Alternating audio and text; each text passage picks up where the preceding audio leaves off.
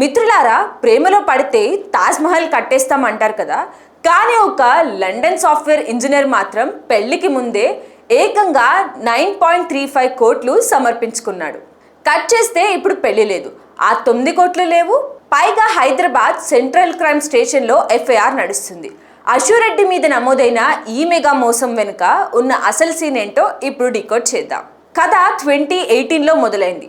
London నుండి వచ్చిన software బాబు ధర్మేంద్ర అశురెడ్డిని కలిశారు.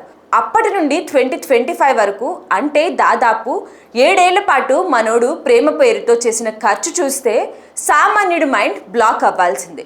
లండన్లో సాఫ్ట్వేర్ కోడ్ రాసే తెలివి ఉన్నోడు ఇక్కడ ప్రేమ కోడ్ క్రాక్ చేయడంలో ఘోరంగా ఫెయిల్ అయ్యాడు.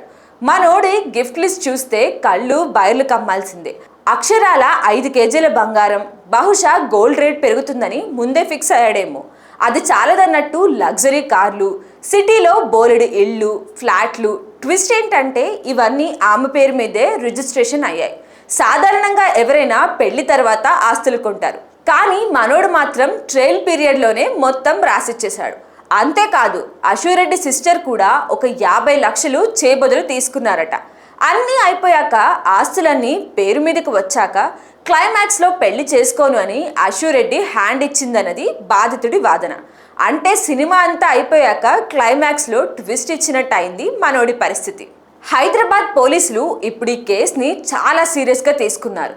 9.35 కోట్లు అంటే అది కేవలం చిన్న గొడవ కాదు, ఒక భారీ స్కామ్ లెవెల్ మ్యాటర్. ఇప్పటికే 5 కోట్లు ఇచ్చాం కదా, ఇంకో 4 ఇస్తే పెళ్లి చేసుకుంటుందిలే అని మనోడు అమాయకంగా ఆశపడి బలైపోయాడు. ప్రస్తుతానికి ఇవి ఆరోపణలు మాత్రమే.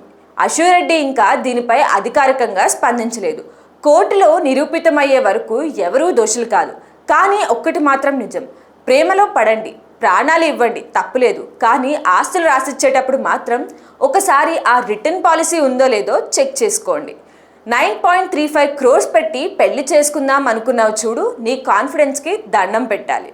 మరి మీ ఉద్దేశంలో ఇది ప్రేమ అంటారా లేక పక్కా ప్లానింగ్ అంటారా? కామెంట్ చేయండి.